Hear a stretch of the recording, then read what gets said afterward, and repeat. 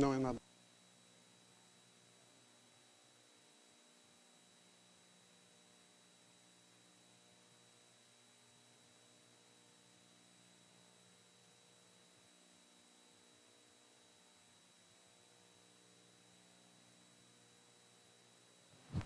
Pode deixar.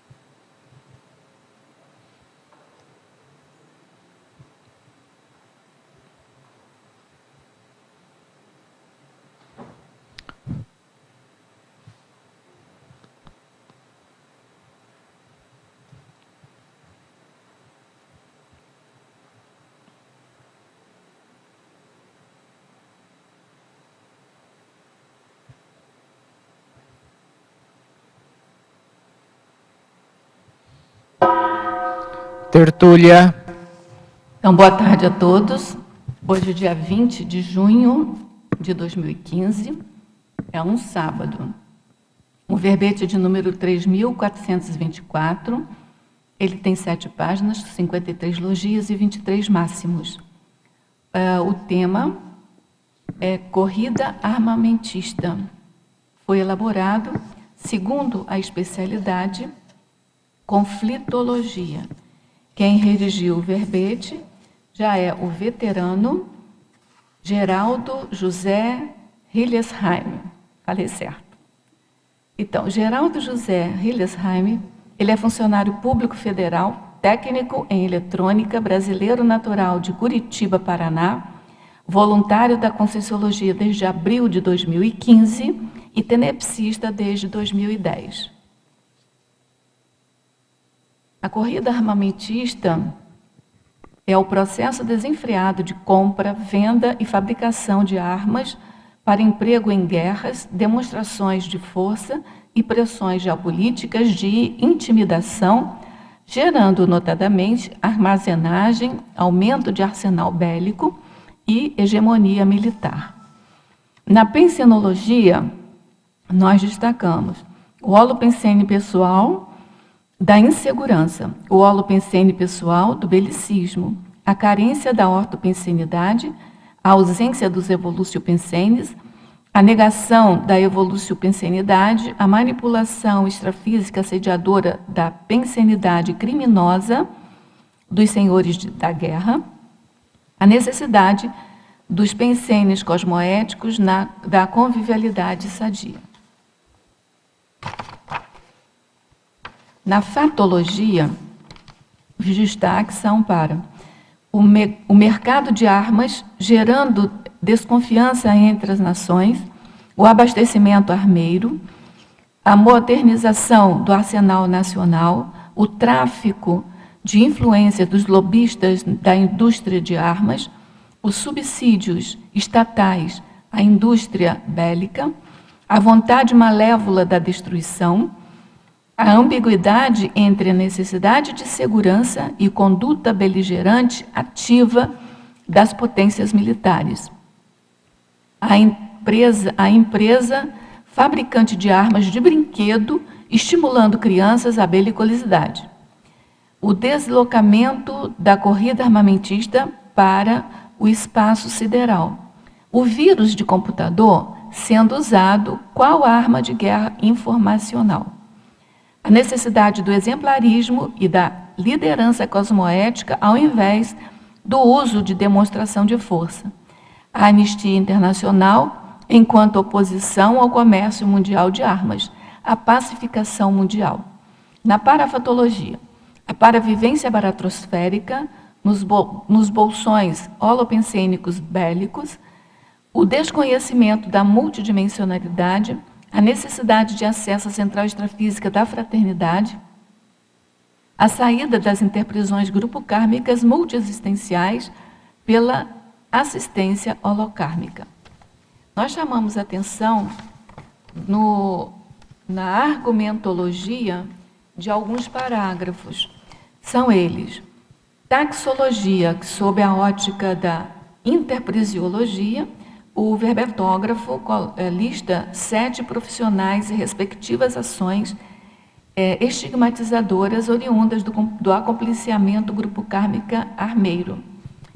No parágrafo gastos militares, sob o enfoque da estatisticologia, e sob também o ponto de vista global, ele também lista 10 países com os maiores orçamentos militares, em ordem decrescente de gastos, e o respectivo impacto no Produto Interno Bruto, que é o PIB, doméstico, e o ano base 2013.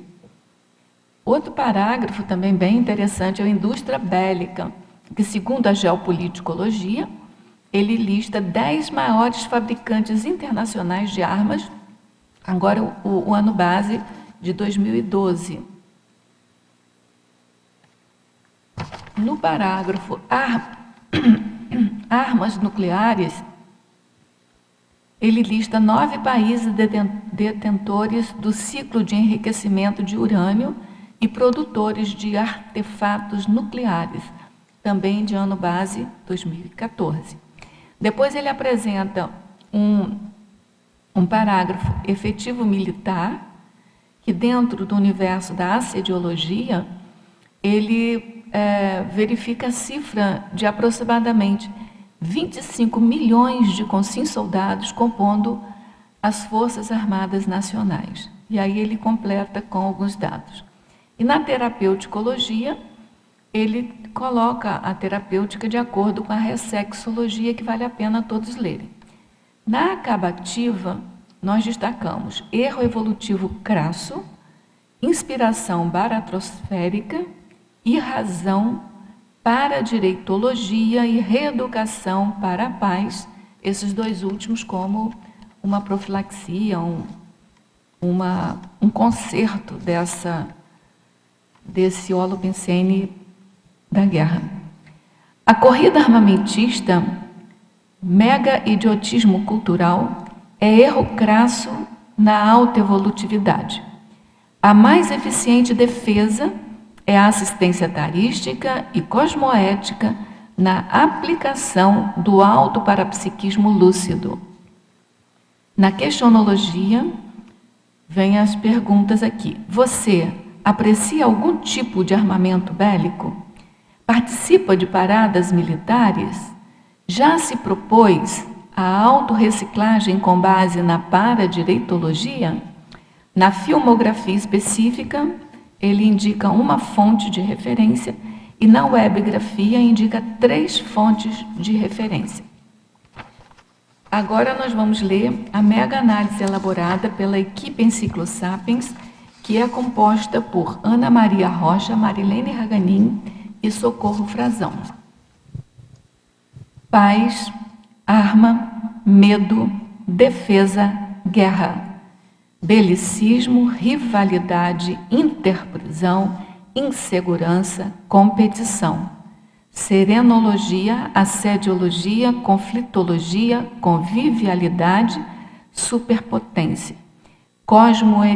Cosmoeticologia, paradireitologia, inseparabilidade, baratrosferologia e antievoluciologia. Bom, antes da gente dar início aqui a nosso debate, eu vou fazer uma divulgação, assim, até para amenizar um pouco essa conflito, que é um ganho que a gente teve muito importante aqui para a Conscienciologia. Então, a Editares lança edições eletrônicas de livros conscienciológicos na Amazon. Os 4 primeiros títulos estão disponíveis mundialmente e facilitam o acesso às obras conscienciológicas, em especial para quem vive fora do Brasil. Os títulos são Vontade, Consciência Inteira, de Dulce Dal, Clarividência, Teoria e Prática, de Rodrigo Medeiros, Onde a Religião Termina, de Marcelo da Luz, e Sem Medo da Morte, Construindo uma Realidade Multidimensional, de Vera Hoffmann. Convidamos a todos a compartilhar os links acima e aos leitores a compartilhar seus comentários no site da Amazon. Boas leituras. Bom, agora vem a pergunta clássica antes da gente ainda passar para o debate. O que te levou a elaborar esse tema de verbete e também, assim, quais foram os bastidores do estudo para esse tema, que é um tema bem importante, mas bem pesado, né, para a gente trabalhar. Você pode expor mais um pouco para a gente? Posso, sim. Bem, boa tarde a todos, né? Boa tarde aos tertulianos, teletertulianos, os paratertulianos também. A gente sai desse tema, eu pelo menos comecei a pensar nesse tema a partir das minhas experiências pessoais. Dentro da minha autopesquisa, eu percebi, né, o meu viés bélico, militarista, né, ainda nessa vida, né, entende? Gostando de ir em desfile de 7 de setembro, gostando de... Eu nasci na época da Redentora, né, então era muito comum, né? Gostando de observar aviões a jato, qual que era o mais bonito, o mais interessante, o que tinha mais armas. Então, naturalmente, isso daqui é uma coisa que me acompanha não só nessa vida, mas em outras. Então, eu acredito que, por mais que a abordagem de temas nosográficos sejam bastante pesados, eu tentei fazer ela com 3 princípios: do autossobrepairamento, né, com bastante discernimento e utilizando uma técnica, né, que é você olhar o mal, mas não aumentar o mal. Fundamental. Essa técnica é fundamental. Entende? Então, eu acho que a saída para a nossa homeostasia pessoal é a gente olhar de frente para os nossos nosografismos, né? Entende? E a partir desse olhar de frente, você conseguir caminhar, né, com um pouco mais de pacificação interna, né? Tá? Que é o principal. Por mais que esse tema seja conflitologia, ele, na realidade, é um chamamento à paz. A paz, com certeza. Com certeza. Né? Então, por mais que ele seja pesado, né, eu acredito que, com o passar do tempo, apesar de hoje, quem não é da conscienciologia, ou quem não está muito a par do que é paz, do processo de pacificação íntima, vai achar até que é uma ingenuidade, um mundo sem armas, né? Mas eu acho que é factível, né? E é uma questão de tempo para a gente conseguir, né, colocar, né, a questão aqui da cosmovisão de uma maneira mais pacificadora. Eu penso que no Estado Mundial não vai ter mais armas, no Estado Mundial, né? Exatamente. Então, vamos às primeiras perguntas aqui dos teletertulianos. Ao verbetógrafo, professor Geraldo, Estrangeirismologia, página 13. Segunda linha, como funciona a Deep Internet, canalizando o mercado negro de armas? Quem e como a acessa? Bem, a Deep Internet, vamos passar, como a gente estudou nessa vida aqui um pouco de informática, eu por muito tempo trabalhei, né, dentro da área de informática, então isso daí me chamou a atenção, porque o que você vê na internet é ainda a ponta do iceberg. Deep Internet é o que eles chamam de internet profunda, que é tudo aquilo que você não vê no dia a dia de uma maneira comum, né? Essa Deep Internet, ela tem programas específicos que você pode acessar. Eu não vou fazer propaganda desses programas aqui, porque nesse submundo, o que você, que não é da área técnica, que não conhece um pouco mais a fundo de internet, se você entrar lá, 99,999% das coisas que você vai baixar para o seu computador é vírus, e você está abrindo uma porta muito perigosa, né, de acesso, né, a esse submundo. Mas, assim, existe vários temas, né, que são debatidos e são conversados, e são temas bem pesados, por exemplo, pornografia infantil, né, pedofilia e também, naturalmente, né, dentro desse submundo aí, venda de armas, né? Eles vendem através dos bitcoins, né, que é a moeda corrente dentro do Deep Internet, né, é o Bitcoin. Isso daí a gente pode, né, eu uma vez entrei por pesquisa, né, e realmente constatei, né, gente vendendo arma lá, né, de uma maneira bem subreptiliana, né. Mas, de certa forma, fácil, né? Fácil, é.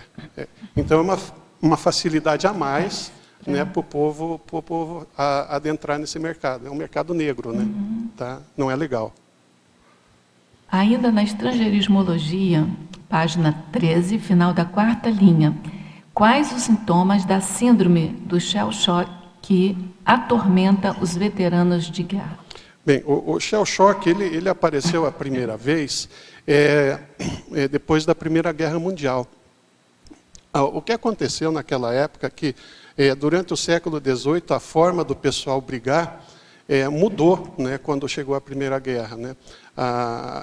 Teve a inclusão, né, de bombardeiros pesados, né, teve a inclusão de gases, né, mortíferos. Foi uma guerra totalmente absurda, né, naturalmente, mas uma guerra que as pessoas não estavam acostumadas a enxergar aquela situação. Então, até soldados experientes que participaram, eles entraram em parafuso. Se você entrar no YouTube e colocar shell shock, você vai ter vários vídeos do início do século, lá, né, durante a guerra, do exército britânico, onde você vai poder perceber o que acontecia com as pessoas, né? Elas perdiam totalmente os movimentos, né? Elas entravam em pânico, ficavam catatônicas, né? Elas ficavam totalmente alteradas, a psicomotricidade delas ficava alteradas. Então, esses eram efeitos, né, do shell shock. E para hoje, todo trauma de guerra, né, ele eu coloco como nessa situação aí. Eu tive conhecimento de pessoa, eu até conheci a pessoa que foi soldado na Guerra do Vietnã, e na Guerra do Vietnã tinha um assobiozinho, né, que os Vietcong colocavam em cima das árvores lá para fazer com que o americano se jogasse no chão, porque acontecia o seguinte: era um assobiozinho que parecia uma bomba chegando, né? E o que acontecia? Esses caras voltaram para os Estados Unidos, quando um policial na rua apitava, eles se jogavam no chão também, né? Então, isso tudo é trauma de guerra, né? E o shell shock também é um trauma de guerra. Ainda estrangeirismologia, página 13, 4ª linha. Como podemos auxiliar na eliminação do paintball,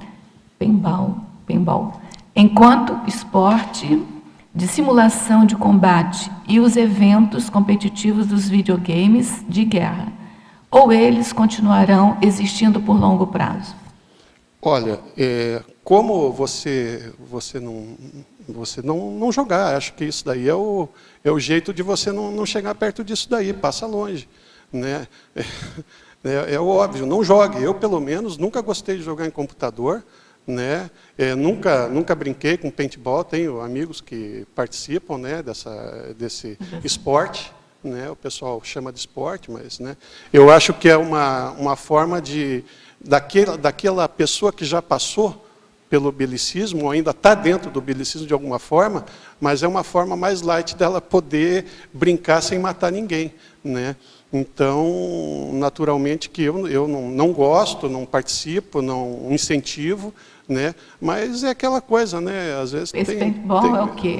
Paintball, assim, você tem dois times, vocês se reúnem e vocês montam cenários onde um ataca, outro defende, e você usa armas que disparam bolinhas coloridas, tá entendendo? Essa bolinha, quando bate na pessoa, a pessoa marca, né? E ela é excluída do jogo, né? Como se fosse é uma morta. Guerra, então. É uma guerra, tá entendendo? É uma guerra. Mas é uma guerra sem morte, né? Tá entendendo? É uma morte virtual. Exatamente. Mas é uma. Mas não deixa de ser. Então, a intenção é matar. A intenção é matar. Então, naturalmente, passa longe disso, e eu coloquei aqui para a gente poder perceber a loucura humana até onde vai. Tá entendendo? Professor Geraldo, em Pensenologia, página 13, terceira linha, poderia relacionar os misopensenes com o tema do verbete? Bem, misopensenes são pensenes poluídos, né? Assim, numa forma mais ampla de se falar. Então, naturalmente, quem pensa em construir uma arma, qualquer que seja ela, ele já não está pensando com boa intenção, né? Já existe um mau intencionamento na conduta da pessoa. Então, naturalmente, que o pensene, enquanto pensamento, intenção e energia, ele já sai poluído da pessoa, porque a intenção é ferir alguém, é machucar alguém, é dissuadir alguém, né? Tá? Em Fatologia, página 14, terceira linha, poderia discorrer acerca do tráfico de influências dos lobistas das indústrias de armas? Isso daí é muito mais comum, digamos assim, nos Estados Unidos do que aqui. Lá o lobby é uma profissão, né? Existe toda uma estrutura para que exista o lobista e esse lobista possa ser a ponte entre os vários mercados, né, que existem dentro dos Estados Unidos e todos os nichos de mercado, né, seja ele mercado agrícola, seja ele mercado elétrico, enfim, e também do mercado de armas. Então, o lobista também, de alguma forma, está se acompliciando, né, com todo esse processo de compra e venda de armas, porque eles estão lá representando aquele que fabrica. Né? Então não tem ninguém bonzinho e ninguém que está de fora da coisa. Né? Se você pegou em arma algum dia, você já tem alguma prisão, a interprisão grupocármica. Você não pode tem matar jeito. alguém sem pegar em arma. Exatamente. Né? Exatamente. O que eles fazem, né? Eles matam pessoas eles fazem guerra sem estar lá na guerra. Sem estar na frente de combate. Né? Então, em Fatologia, página 14, 13ª linha. Explicite, por favor, o espaço sideral enquanto campo de batalha para a dominação terrestre. Então, o que acontece é o seguinte, né, o povo cansou de brigar aqui na Terra, vai brigar no espaço, né? Vamos ampliar os horizontes, né? Mas o que acontece é o seguinte, existe uma técnica que eu coloquei aqui em tecnologia, é a primeira técnica, que é a técnica militar de posição elevada. Então, qual que é a ideia? Né, isso aí está dentro da doutrina militar. Quanto mais alto a tropa fica, mais ela tem condição de brigar. Está entendendo? De dominar. Então, se você observar os castelos, se você observar, né, durante a história da civilização, sempre que tem uma guerra, tem alguém lá embaixo tacando pedra e alguém lá em cima jogando óleo quente embaixo. Né? Então, o que os caras estão pensando? Eles estão pensando em ampliar essa situação e partir para o espaço, porque se a gente analisar sob o ponto de vista geopolítico, né, o espaço seria o ponto mais elevado e onde eles teriam mais condição de ter ganhos frente a uma batalha, né, uma guerra ou qualquer coisa parecida. Isso é meio paradoxal, porque o professor Val de vez em quando fala que o Estado mundial, o próprio processo nosso assim, de melhorar na Terra, vai depender da astronáutica. Sim. Então, como é que você já pensou sobre isso? Olha, Porque na medida que você sai, sim, você tem outra visão de mundo. Exatamente. Assim, tanto que você tem a projeção, né, que sai da Terra. Né? Mas agora o problema aí é a intenção. Né? Você pode colocar um satélite para melhorar a comunicação ou um satélite para você direcionar uma bomba em cima de uma pessoa. Esse que é o grande problema. Então, a astronáutica sozinha não resolve. Não resolve. Precisa da reeducação. Reeducação, exatamente. Concordo com você. Em Fatologia, na página 14, nona linha de baixo para cima, gostaria que exemplificasse o bombardeio cirúrgico atingindo hospitais. Então, eu acho que eu escrevi isso aqui porque não sei se foi na guerra do Iraque, ou na guerra lá da antiga Iugoslávia, quando os Estados Unidos, na década de 90, atacaram lá o problema da Sérvia, lá, Montenegro, aquela problemática lá de multiculturalismo que tem esse país, aquela região toda, né? E eles diziam que eles estavam prontos para ter um sistema de ataque cirúrgico, quer dizer, eles iam diretamente ao alvo. Né? E numa dessas eles explodiram um hospital, está entendendo? Então eu coloquei aqui só como um fato que ocorreu e eu na pesquisa eu encontrei encontrei essa situação. Não existe bombardeiros cirúrgicos. Sempre você vai ter uma baixa, né? Independente de ser um soldado ou de ser um civil, né? Você não vai simplesmente destruir o radar lá em cima, ou o tanque, alguma coisa. Vai ter gente lá que vai morrer por causa disso, né? É que quando você colocou cirúrgico junto com o hospital... para fazer um trocadilho. Faz um trocadilho. Mas então o bombardeio cirúrgico não deveria ser em hospital. Exatamente. E acabou atingindo o hospital, exatamente. Se é que existe um bombardeio cirúrgico. Porque né? aquele fogo, o famoso fogo amigo, né? O americano, quando vai para uma guerra, um dos piores problemas deles é o fogo amigo. Eles acabam disparando e já isso aí é fato. Né? Se você pegar os anais aí, tem várias situações que eles começaram a dar tiro para chegar no inimigo e acabava acertando a própria tropa, né? Tá entendendo? Situação. Em parafatologia, página 14, primeira linha. Relacione, por favor, a ausência da autovivência do estado vibracional profilático com o tema do verbete. Eu acho que na questão da parafatologia, de uma maneira geral, é o seguinte, isso aí me reporta para a frase enfática, que eu digo que a aplicação do autoparapsiquismo lúcido, né, é uma ferramenta que vai evitar que você, de alguma forma, né,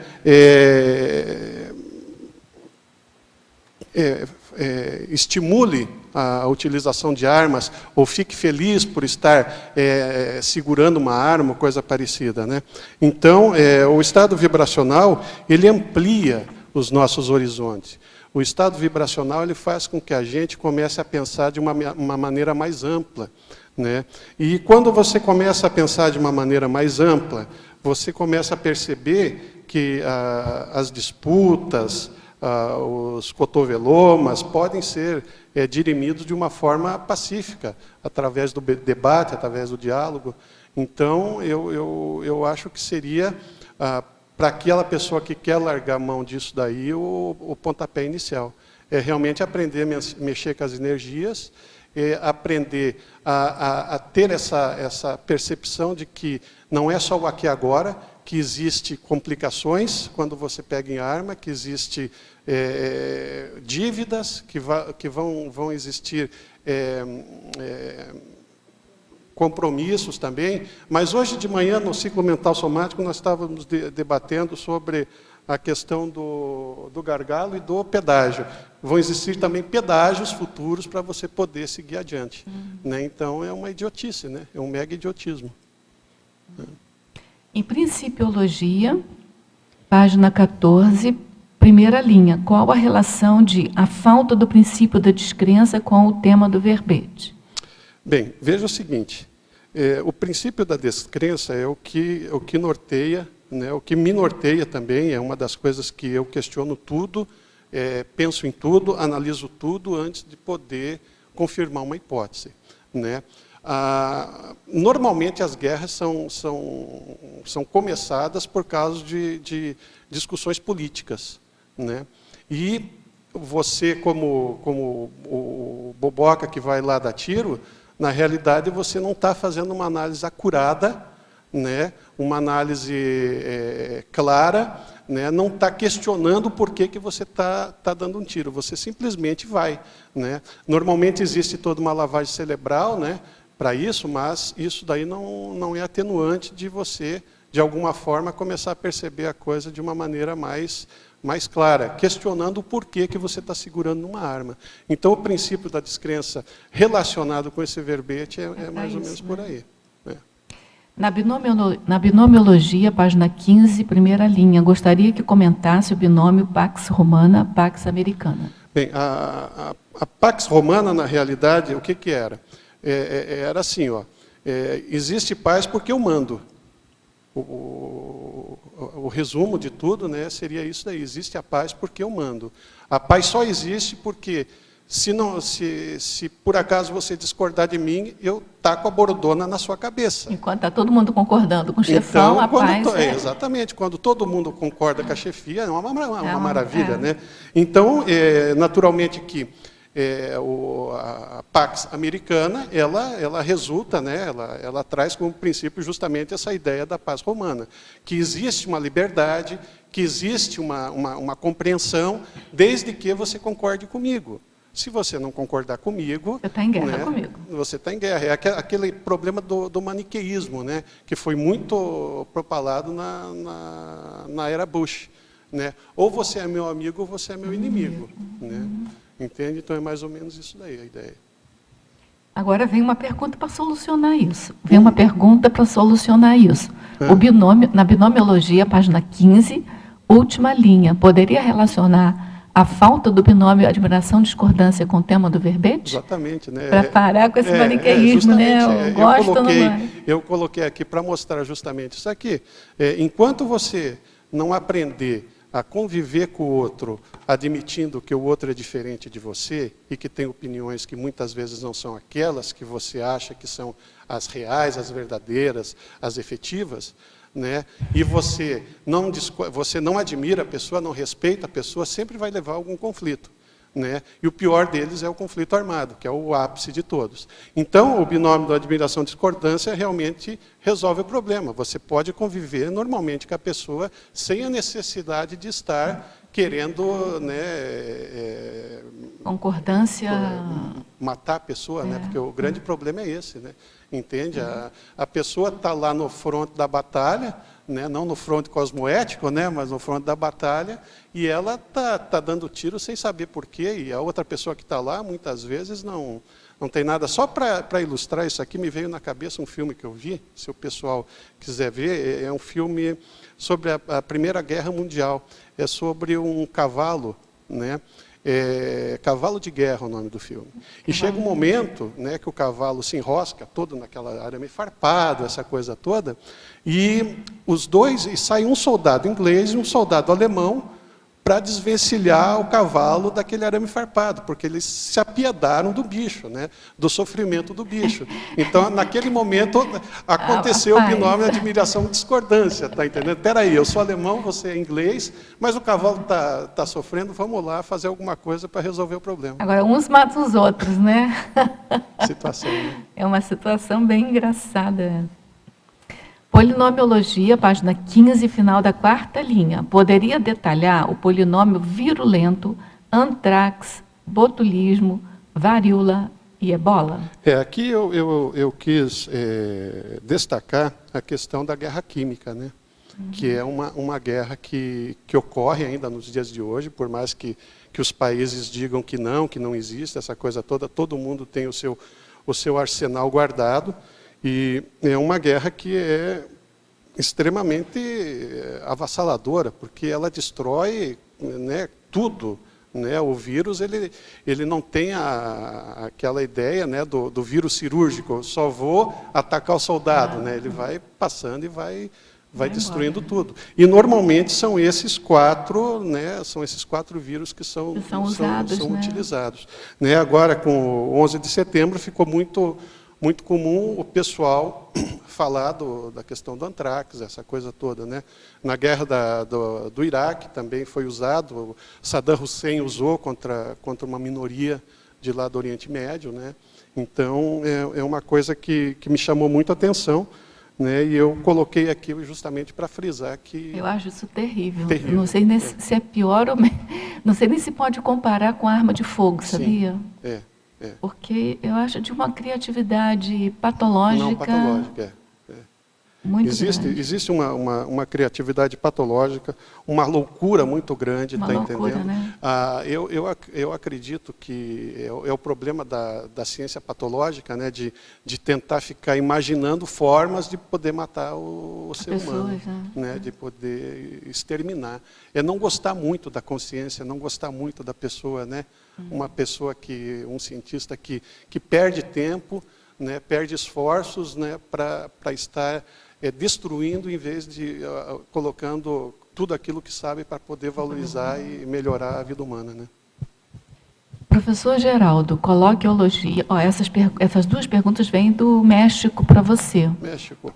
Olá, Então, México. professor Geraldo, coloquiologia, página 13, segunda linha. Coloquiologia. Deixa eu só achar É na primeira página.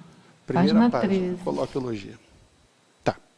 Na segunda linha, poderia aprofundar o ato de emendar os bigodes? Isso daí eu acho que é até do cancioneiro popular aqui do Brasil. Eu não sei se tem alguma coisa parecida no México, né? Apesar de que os mexicanos gostam de usar bigode, né? Pois é.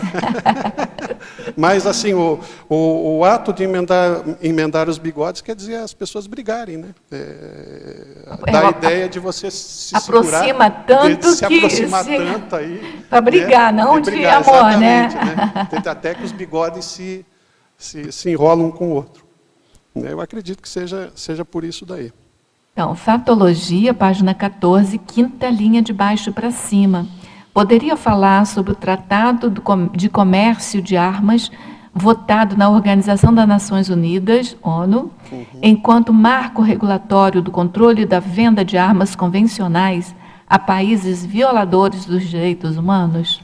Aqui eu coloquei esse tema por duas razões. O primeiro é para mostrar que ainda existe alguma lucidez que o pessoal está tentando, né, procurando, apesar de toda a situação contrária, procurar a paz, né, procurar salvar um pouco mais a vida, né, e isso daí está ano 2012, mas na realidade ele começou em 2012, mas foi assinado em 2014, agora final de 2014.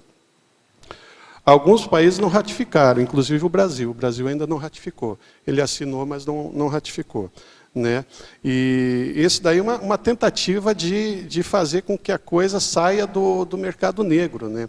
Agora, esse é um dos porquês eu escrevi sobre esse tratado. A segunda é para mostrar o seguinte: eu coloquei aqui na megapensenologia, o megapensene, existem armas legais? Pois é. Está entendendo? Você está querendo fazer o que com isso? Né? Dizer assim, não, você é um país pária, então eu não vendo arma para você, mas eu vou continuar vendendo para esse outro país aqui que não é pária. Não sei que diferença faz isso. Ou você, é aquela coisa, né? Se está ruim, e é ruim, então você não perca tempo com isso, né? Para com a situação. Né? Está entendendo? Porque a gente sabe que, desculpa, a gente sabe que isso é uma coisa que, naturalmente, o mercado negro vai continuar e... bobagem. Né? Não é só no Brasil, né? Não é só no Brasil, né? No mundo inteiro, né? Não. Isso aí, principalmente na África, né? Hoje a situação da África está terrível, em relação ao mercado negro de armas, né? Então, essa pergunta vem lá da minha terra, Niterói, Rio de Janeiro. Professor Geraldo Hillesheim. Haider. Poderia fazer com contraponto com o belicismo e o futebol, ou seja, ela quer um contraponto entre o belicismo e o futebol. Sim. Isso daí foi uma das coisas, eu não sei se eu coloquei aqui, mas se eu não coloquei, eu pensei... Eu acho que não colocou não, porque hooligans, né? Ela não citou lugar nenhum. É o grande problema da massa, né? A massa, ela não tem o princípio da descrença, né? Ela vai lá e a coisa fica tão emocionante que ela começa a sair de si, e se por acaso a coisa fica emocionantemente ruim, ela começa a brigar, né? É um grande problema do futebol. Eu, assim, particularmente, já estive em estado de futebol e hoje percebendo como que se movimenta a questão da energia da massa é uma coisa absurda, né? Quando o jogador vai chegando perto do gol, todo mundo começa a se levantar e daqui a pouco o estádio inteiro está levantado sem que, né, isso daí fosse uma coisa natural, induzida. Então, a violência, né, ela é uma situação emocional da gente, é uma coisa que a gente carrega desde da nossa fase de Cro-Magnon, e talvez no futebol seja uma válvula de escape para as pessoas fazerem aquilo que elas acreditam que não fazem lá fora. Mas, naturalmente, elas continuam sendo belicistas, né? Elas continuam querendo resolver o problema da insatisfação dela dando um tapa na cara de outro. Né? Isso é muito, muito ruim na Inglaterra, é muito ruim aqui no Brasil, né, por causa desse fanatismo. Tem os barra-brabas argentinos, enfim, é uma situação precária. Tem uma pergunta aqui que está dirigida para mim, mas depois eu queria que você comentasse, se você quisesse, alguma coisa. Então, professora Rosa, tenho um transtorno bipolar há 11 anos, o que me possibilitou entender como estamos à mercê dos hormônios e dos genes. Níveis de serotonina, noradrenalina, corticol, hormônio tiroestimulante, estrogênio, testosterona, progesterona, etc. Precisam estar bem regulados para termos um comportamento considerado normal.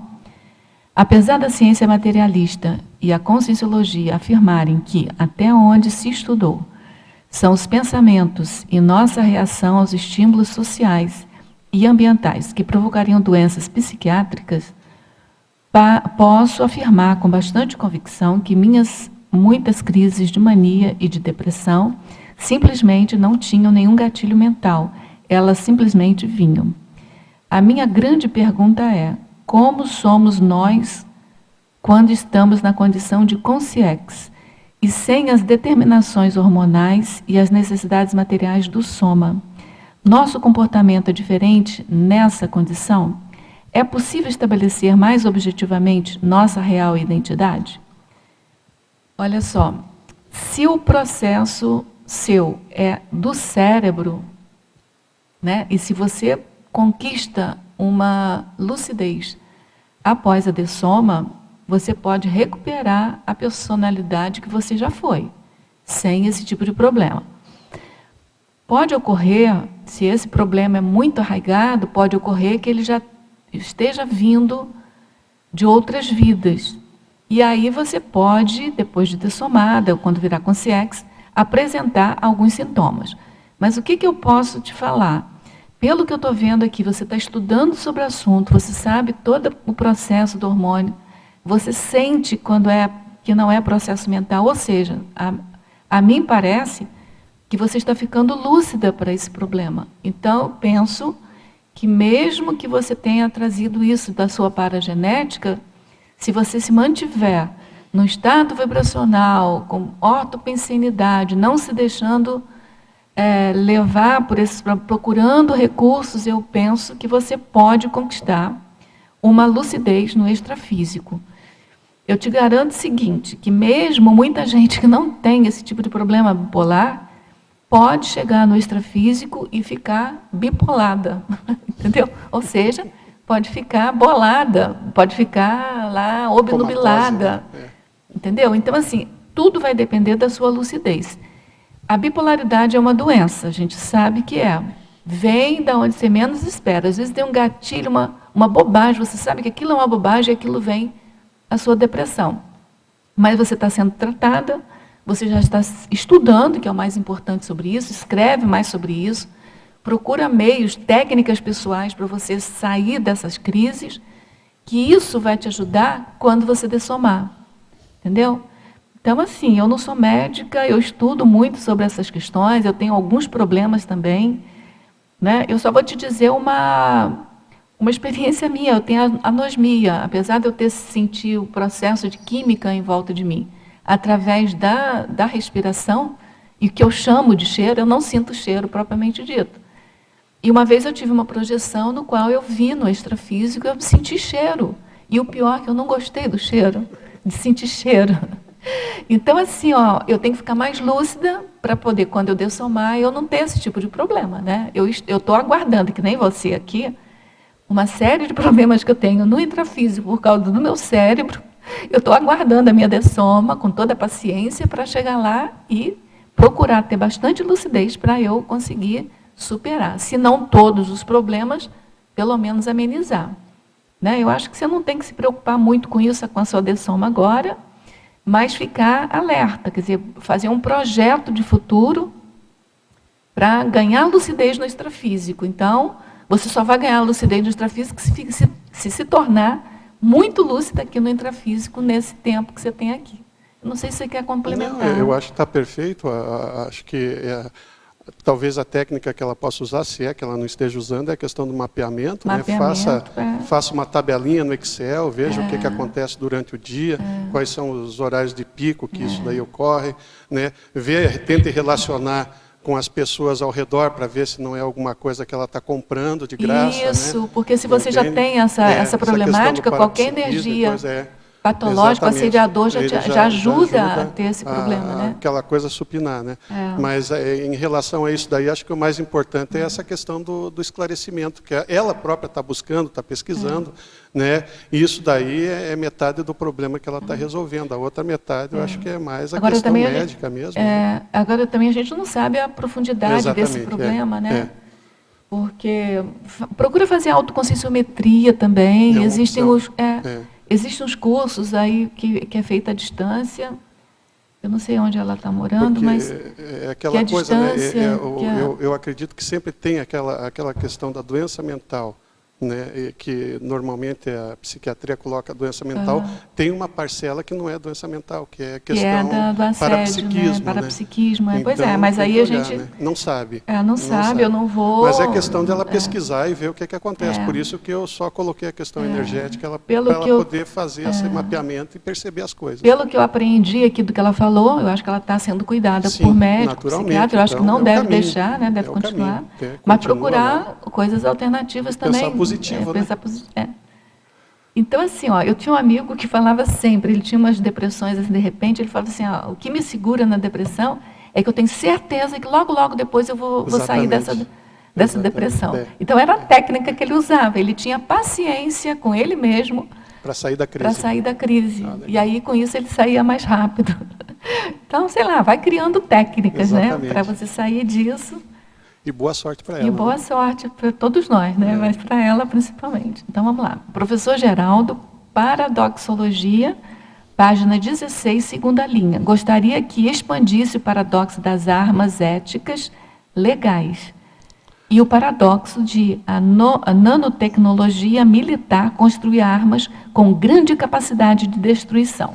Então, o paradoxo das armas éticas legais é justamente essa questão aí, né? Eu vendo arma para você, né? Porque eu sei que você não vai usar contra mim, e eu vendo arma para você porque você não é um país pária, né? Tá entendendo agora? Eu não vendo arma para vamos pensar hoje em dia os países párias para a Coreia do Norte, né? Porque a Coreia do Norte está sofrendo embargo, né, da ONU, né, das Nações Unidas, e ela é um país que eu não tenho simpatia ou não confio no que eles vão fazer para as armas. Mas isso é um paradoxo, por quê? Porque não vai resolver o problema das armas.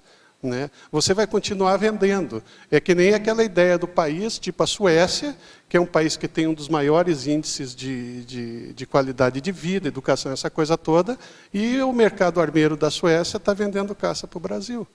Então é um paradoxo. Poxa vida, eles já chegaram num nível, né, de esclarecimento, de cultura, de tudo, muito melhor do que nós aqui no terceiro mundo, e ainda estão insistindo em ter no seu PIB, né, uma fatia, né, de vendas, né, de compra e vendas do mercado armeiro. Né? Comente, por favor, a frase enfática. Desculpa. Sim, e tem também a tem outro paradoxo, da nanotecnologia militar. Construir armas com grande capacidade de destruição. O que é uma nanotecnologia? Nanotecnologia é você criar uma arma menor do que a ponta de um alfinete. Né? Aquilo, né, sinergeticamente falando, você constrói não só uma arma menor do que a ponta de um alfinete, mas várias armas. Aquilo lá, ela traz um grande poder de destruição. A nanotecnologia é uma especialidade da eletrônica, né, que a princípio foi criada para desenvolver motores, para desenvolver a via pacífica da coisa. Né? E eles perceberam que por exemplo, é muito mais... Vamos imaginar uma situação. Tá? Assim, você consegue injetar dentro de um robozinho nanotécnico, né, um nanorobô, você consegue injetar 1 grama de um veneno qualquer.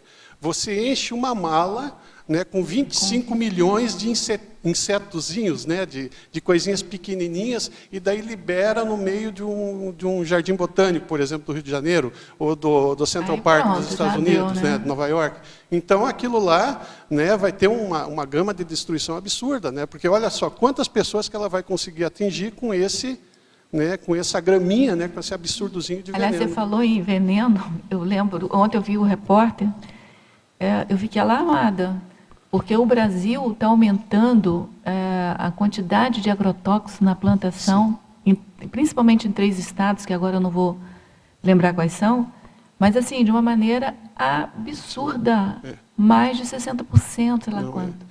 É uma arma, né? É uma arma. Não, agrotóxico é uma arma. É que as pessoas não sabem. A palavra maldita é uma arma. Né? A palavra maldita é uma arma. Então você imagina o que as pessoas fazem. E aí eu fico pensando, impressionante, vai infectando as ensaio, pessoas, né, pela alimentação. O grande problema e pela respiração também. O grande problema, né, que aqui o terceiro mundo é um tubo de ensaio, tá entendendo? Eu estava conversando com a minha nutricionista, e ela foi para a França e ela não conseguia entender como é que o francês, comendo carboidrato, né, bastante pão, bastante manteiga, essa coisa toda, era magro, né? A qualidade, né? Naturalmente que lá a qualidade do trigo, a qualidade do melhor, leite é totalmente diferente da qualidade do leite aqui. Eu tenho problema de lactose, eu vou para a Itália, eu como queijo, não tenho problema. Eu fico assim, como é que pode? Você imagina, né, o leite aqui no sul do país, né, de tempos em tempos está saindo uma nova leva de produtores de leite que estão contaminando o leite, né, para aumentar a quantidade de leite a ser vendido. Isso é uma então, guerra. Não deixa de ser, é uma epidemia. É uma guerra né? branca. Né? É loucura. É uma guerra branca, não deixa de ser. Né? Bom, a frase enfática, então. Agora, você já comentou, mas como ele perguntou, faz uma outra síntese aí da frase. Então, a corrida armamentista, né, eu vejo ela como um mega idiotismo cultural, né, ou seja, uma coisa que no mundo que a gente vive, né, eu acredito que da forma com que a gente já está hoje, tecnologicamente falando, humanamente falando, a gente já está estabelecido de uma forma mais, né, lógica aqui dentro do planeta, então isso é um mega de idiotismo e ele é um erro crasso na autoevolutividade. Por que autoevolutividade?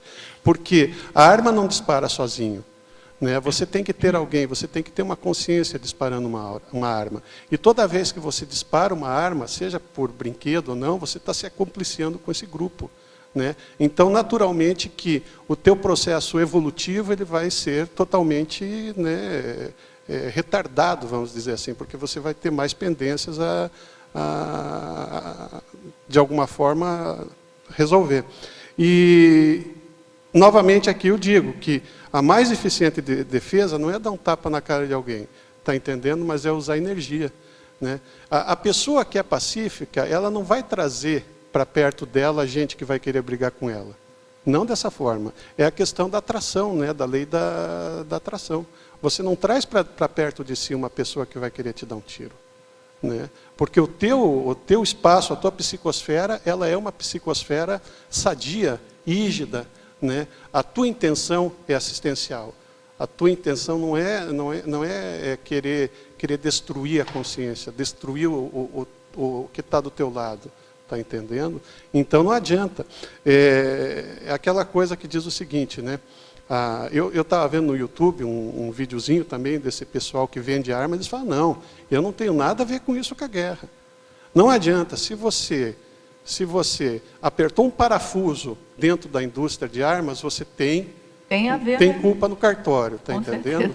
Né? Eu fico imaginando, tem um programinha chamado Trato Feito. Para quem gosta de pesquisar bagulhismo, é um negócio fantástico. Ele é do History Channel. Né? Então, de vez em quando, o pessoal aparece lá com um monte de armas, né, para vender, para revender, essa coisa toda, e eles ficam fascinados com a evolução do negócio, com a tecnologia que era empregada.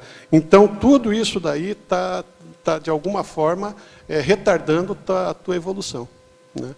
Entendeu? Cláudio. Professor Geraldo, aqui crescendologia, você coloca o crescendo de controle de armas, eliminação de armas. Daí a gente depreende que você é a favor contra o porte de armas imediato? Sim, eu sou. E poderia comentar, então, como Posso, é que... eu até vou citar, foi bom você falar nisso daí. Essa semana, nos Estados Unidos, teve alguém que entrou dentro de uma igreja, né, de Charleston. Garoto, né? Um rapazinho, um menino, né? Eu não acompanhei muito bem, né, mas matou 9 pessoas, né? Teve 9 negros, né? Já tem um problema sério agora por causa do racismo lá nos Estados Unidos, que está começando a supinar. Esse rapaz aí mata 9 negros. Mas o maior problema não é esse. O maior problema é que o NRA, que é o National Rifle Association, o clube do rifle que eu cito aqui, ele disse o seguinte, que se as pessoas que estivessem armadas dentro da igreja, né, se elas tivessem com as suas armas dentro da igreja, isso não teria acontecido. Nossa. Né? Então você veja, é um disparate, né? Uma loucura. Né? Aquilo que eu falei no começo da tertúlia, né?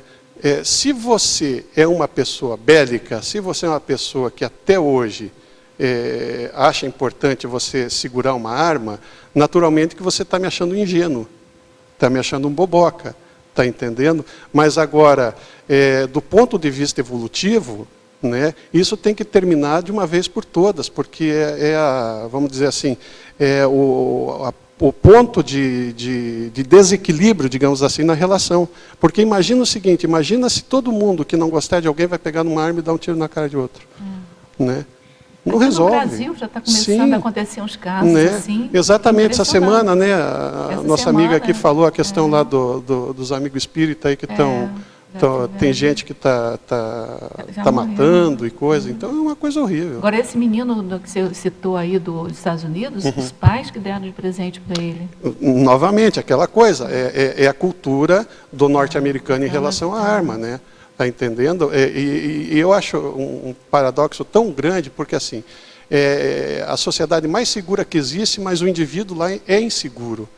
Né? Psicologicamente, ele sempre acha que tem um comunista atrás de uma árvore querendo dar um tiro para ele. Né? Então, fica uma coisa meio maluca. Né? Hoje não é mais o comunista, é o árabe.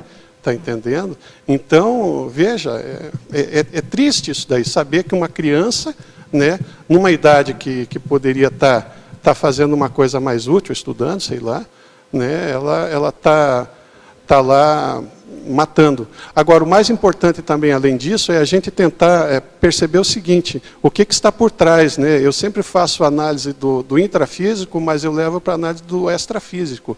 Quais eram os grupos que estavam por trás dessa criança, né, manipulando de alguma forma para que ocorresse isso aí? Quer dizer, quais eram as pendengas, né, quais eram os problemas que estavam envolvendo aquele grupo karma lá. Né? Na verdade, é um adolescente, né? E aí também a questão da discussão da maioridade penal também, que a gente pode... Sim, não, se entrar nisso daí a gente vai longe, né? Paradoxologia. Poderia comentar o paradoxo da produção de armas verdes para a proteção do meio ambiente? Então, e também há outro paradoxo, o paradoxo da reconstrução? Depois eu te falo. Tá, vamos lá. O primeiro eu coloquei esse paradoxo porque eu achei uma coisa interessante. Né? O militar estadunidense estava muito preocupado com o meio ambiente. Então ele estava produzindo tanques de guerra com biocombustível, né, para evitar que você polua o meio ambiente, está entendendo? Poxa, dá um tempo, né? O homem né? não é do ridículo. meio ambiente, Eu vi na BBC, eu até tentei buscar isso aqui para colocar na bibliografia, né? Mas eu não consegui, né? Na webgrafia, mas estava no site da BBC. Quando eu li isso aí, eu dei risada, né? Chega a ser o cúmulo do ridículo, né? Eles estão tão preocupados com o meio ambiente que eles estão matando as outras pessoas com um tanque de guerra com biocombustível. Né? E o outro? O outro é mega falácia isso aí também, né? É uma mega falácia. O outro é o paradoxo da reconstrução a partir da desconstrução pela guerra. Esse também é um outro paradoxo. Né? A gente sempre percebeu o seguinte, né? A sociedade ocidental, né, ela tem um dos pilares dela é justamente a guerra. Né? Ela sempre, para ela evoluir, vamos dizer assim, economicamente, tecnologicamente, ela precisa, né, de uma guerra. Então, primeiro ela precisa eliminar o que existe de antigo, eliminar o que existe de diferente, para depois novamente reconstruir, né, a mesma coisa que já estava construída antes de começar a dar tiro. Então eu acho impressionante, né? Então também para mim isso aí fica claro essa questão do paradoxo, né? E assim a gente percebe o seguinte, que isso daí só vai acabar no momento que o poder econômico seja desviado para coisas mais úteis, né? Tá entendendo? Não com pesquisa, com tecnologia de armas, com venda de armas, enfim.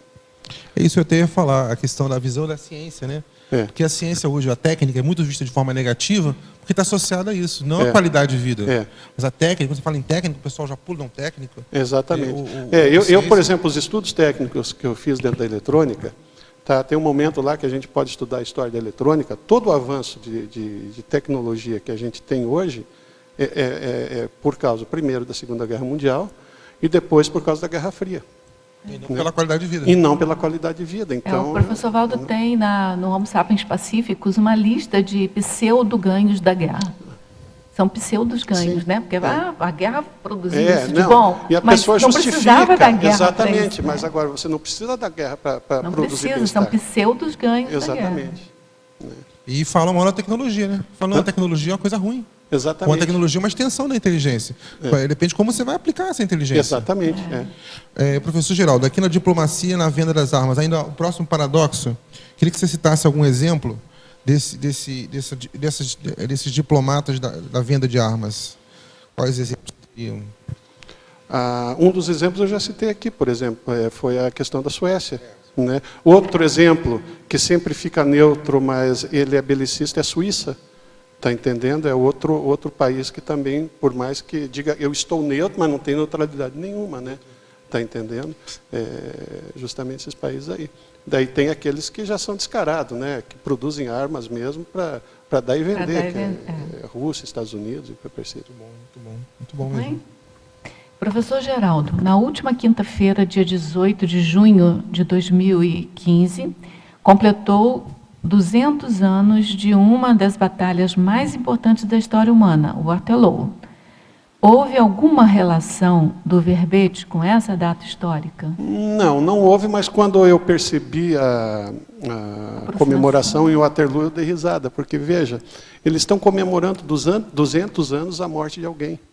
Né? 200 anos a destruição de alguém, 200 anos a pompa, o orgulho britânico de ter ido em guerra, porque é um dos países que mais brigaram aí, tá entendendo? Então, quando eu percebi que o príncipe Charles foi lá, tudo mais, aquela coisa, eu comecei a olhar e falar, que pena, né? Eu tive em Versalhes, e uma das coisas que mais me chamou a atenção no Château de Versalhes é que os franceses eles têm uma sala das batalhas. Então, são todas as batalhas que a França ganhou, né, pintadas, né, todas elas, lá, né, quadros grandes, essa coisa toda, os painéis, desde Carlos Magno até Napoleão. Né. O problema é que eles não pintaram também a destruição que ocorreu, né, durante todas essas batalhas, as pessoas que morreram por causa dessas batalhas, e eles não pintaram também as batalhas que eles perderam. Né? Tá entendendo? Né? Então fica uma coisa, sabe, meio esquisita. Então você quer mostrar, quer colocar dentro, incutir dentro do cidadão aquele orgulho pelo mal feito, né? pela guerra. Tá? Então o patriotismo é uma das coisas que eu hoje em dia eu não levo muito a sério, não. Tá entendendo? É uma coisa que realmente provoca, né, essas distorções, né? As distorções e provoca uma questão assim, eu sou melhor que você porque eu sou inglês, ou eu sou melhor que você porque eu sou francês, ou eu sou melhor que você porque eu sou argentino ou brasileiro. Quer dizer, não é a ideia do Estado Mundial que é justamente, né, unir todo mundo. Divisas, né? As fronteiras. Exatamente. Ao professor Geraldo, filmografia específica. Página 19, poderia falar sobre o filme O Senhor das Armas? Então. Entre tantos filmes de guerra e com armas dos mais variados tipos, por que você colocou bem este filme? Por que eu coloquei bem esse filme? Porque ele retrata muito bem a corrida armamentista. da maneira mais despudorada possível. E porque isso daí é um fato real. Se nosso amigo observar, vai existir na penúltima linha da masculinologia o nome do rapaz que é o verdadeiro senhor das armas daquele filme, que é o Victor Anatolievich Butt. Esse cara, ele existe. Esse cara, ele foi retratado pelo artista lá, né? Mas ele existe e ele está preso hoje em dia, né? Ele estava na Indonésia, a Indonésia deportou ele a pedido dos Estados Unidos, ele está preso, e ele é um dos caras que mais contrabandeou armas, né? Para as guerras africanas.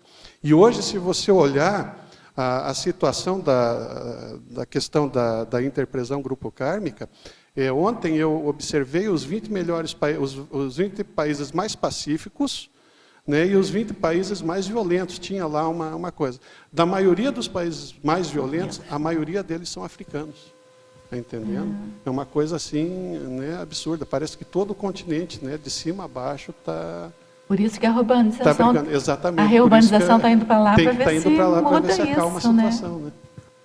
Em relação ao Victor Butt ainda, que eu acho que vale a pena a gente levantar isso aí, o Victor Butt, esse que é o senhor das armas, sim, ele estava preso na Indonésia e está onde agora? Eu acho que hoje ele está nos Estados Unidos, eu não sei, mas ele continua preso. Não, ele continua preso? Parece que sim. Parece que sim. E alguém está monitorando esse... Não, eu não tive mais... Né, E dessa lista dos países mais violentos que você conseguiu colocar aqui, está no verbete ou não? Não está, porque isso daqui eu vi... Eu vi essa pesquisa, foi ontem. Né? Eu olhei assim na internet, estava ontem estava essa pesquisa na internet. Mas todos os países lá, Somália do Sul, Sudão do Sul, Somália, tá entendendo? A República Centro-Africana, tem aquele problema da Uganda, que tem aquele exército dos meninos lá. Eu não coloquei a figura aqui também. E eu deveria ter colocado. É o cara que estava promovendo entre as crianças lá, já desde titiquinho, a brigar, tá entendendo? E ele está sendo procurado. Tem uma campanha na internet, se você for no YouTube, eu não estou recordando o nome do indivíduo, mas da consciência lá. Mas é uma consciência que está promovendo assim, né, bastante coisa lá, né, do ponto de vista nosográfico. Consbel, né? Um líder Consbel, né? Um líder Consbel, exatamente. E você então acha que tem que fazer um livro sobre isso aí, hein? Acho que vale a pena fazer um livro sobre isso. Agora, o que eu vou dizer? Né? Denunciar. Mas já tem.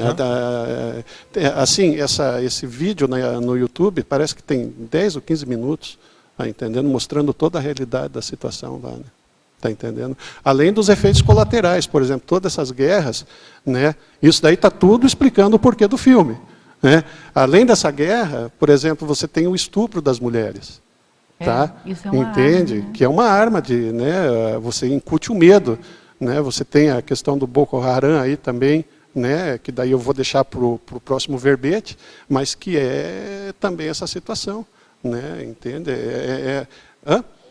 Não, o Boko Haram é o... Não é filme. Esse daí esse daí é desse rapaz que eu não lembro. Eu não lembro o nome dele. Depois eu posso pesquisar e passar em off para você. Tá. Em Culturologia, página 17, a cultura da violência permeia os nossos dias. Como poderemos reverter este quadro tão entranhado na maioria dos países? Existem países nos quais esta cultura é quase inexistente?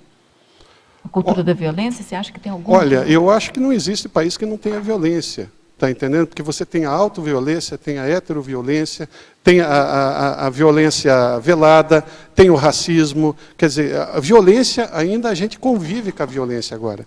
Agora, acho que o caminho para sair isso aí é o para-direito, da pessoa saber que ela não tem essa liberdade de truculência contra um terceiro, e para a educação.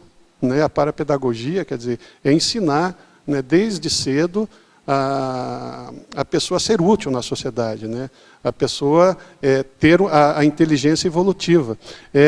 Aquela questão da menoridade ou maioridade penal. Não adianta nada a gente estar discutindo isso aqui se a gente não discute a qualidade da educação no Brasil, né? Entende? É mais ou menos por aí. Ao verbetógrafo Geraldo, o Brasil tem um histórico longo de participação no cenário das guerras internacionais até o início de 90, quando faliu a Engesa, acho que é Engesa, Engenheiros Especializados Sociedade Anônima, que manteve uma carteira de vendas para as Forças Armadas de 37 países, como Iraque, a Líbia, Arábia Saudita, Angola, na África, e todos os vizinhos do Brasil na América Latina. Desde 2009, vem sendo articulado a reativação dessa indústria de armamentos de guerra com o novo nome de Engesaer, mantido sob sigilo, mas com os mesmos propósitos anteriores. Quais sugestões, além da óbvia de não elegermos sucessivamente presidentes belicistas e ex-guerrilheiros, para auxiliarmos no pacifismo e na instauração do Estado Mundial livre de armas? Olha, em primeiro lugar, o que você falou é verdade. A Engesa, né, ela vendeu bastante armas. E hoje o Brasil ainda continua vendendo armas, porque o grande problema é o seguinte, é a gente imaginar que quando você vende um avião, um caça, ou você vende um canhão, é diferente de vender um revólver 38. Nós temos hoje a Taurus aqui no Brasil que faz isso. Nós temos aquela outra que fabrica em Minas Gerais, lá para o Exército. Então, uma coisa é imaginar que bomba atômica é bomba de massa. Está entendendo? O revólver também é uma bomba, é uma arma que mata bastante gente, né? Só que de uma forma diluída. Então, é bobagem achar que a coisa parou. Não parou, continua, está entendendo? Só que, ao invés da gente produzir tanque de guerra, né, produzir os mísseis aí, a gente está produzindo revólver, né? Então, não parou, continua. E isso é muito sério, porque você veja, no dia a dia, quanta gente morre por causa que levou uma facada ou levou um tiro de uma arma que não é considerada letal, uma arma, né, letal, de amplo espectro, aí, ou coisa parecida. Em relação a isso, Você pode falar mais alto? Em relação a isso, na Super Interessante ou na Galileu desse mês, tem uma reportagem mostrando que tem produção de míssil aqui no Brasil para exportação para esses países que estão em guerra, acho que para a Arábia Saudita, não sei qual dos países, mas existe o domínio da tecnologia de produção de míssil de um laboratório brasileiro e produz para esses lugares. Sim. Não existe. Está nesse mês aqui. Né? Tem os Astros, Astro 1, Astro 2, está entendendo? Mas daí não foi produzido pela Engesa. É uma outra empresa que produz aí. Está entendendo? Existe isso daí. Mas o pior de tudo é justamente no dia a dia. Né? Você veja a questão aí do Rio de Janeiro, né? Das favelas do Rio, todo mundo armado. Né? Então, é complicado. Mas mesmo assim, né, eu acho que no cômputo geral o país, tá, o Brasil, apesar de tudo, ainda é um país que ele não é tão belicoso quanto outros, está entendendo? Né? Tanto que a Conscienciologia se instalou aqui. Entende? Não sei. Agora, a questão da presidente eu deixo para cada um, né? Isso aí é fórum interno, eu não vou comentar. Eu só ia acrescentar o paradoxo, né? Tem que ligar, não está ligado ainda. Tem que esperar, então, talvez. O paradoxo que está havendo no Rio de Janeiro, né? Abriu. O paradoxo é o seguinte, para se comprar arma branca, agora tem que assinar um documento. As lojas, comércio que vende arma branca, que vende faca de cozinha, tem que assinar um documento. Não é um paradoxo? Agora você para comprar a faca lá, ontem tem que assinar teve uma notícia, não sei se é no Jornal da Band, mas aí a arma mesmo, a metralhadora não precisa. Não, imagina. Porque você não compra na loja, né? Quer dizer, Nós, se formos comprar, teremos que assinar um documento que nós estamos comprando. E nós compramos uma arma para pôr em casa, né? Para cortar o bife, o tempero. Agora, o que anda pela rua lá... às vezes eu penso que o Brasil é o país bizarro. Existia lá nos quadrinhos do Super-Homem o bizarro, né? Que era o contrário do Super-Homem. Então existia um mundo bizarro, que era tudo aquilo que era contra do bom senso, né? E o que acontece no Brasil, infelizmente, né? É justamente essa questão do bom senso. Né? As pessoas não têm bom senso para fazer... Então, mas quem cria isso, né? É que estávamos falando assim, quem cria essas coisas? Isso, né? É um tipo de eufemismo, né? É um tipo de eufemismo, porque pega uma questão assim menor... Pública, né? Pois porque assim, é óbvio que tem muita morte por faca, mas assim, a quantidade de faca que tem nas casas é infinitamente maior do que o número de armas, né? Então, bom, mas enfim, vamos ver, se isso funcionasse até que estava bom. O verbetógrafo comentou que no Estado Mundial não haverá armas. Então, olha, você não vai poder cortar carne. Nós seremos todos vegetarianos e vamos comer assim Então, o verbetógrafo comentou que no Estado Mundial não haverá mais armas. Mas como entender esse traço bélico presente na experiência forçada, nos casos de abduções por parte de seres mais avançados de outros planetas? Mas aquela questão, ser avançado não quer dizer que é ser cosmoético. Não, e ser do outro planeta também não quer dizer que seja mais avançado do ponto de vista cosmoético. Exatamente. Né? Então, tem que olhar bem isso daí.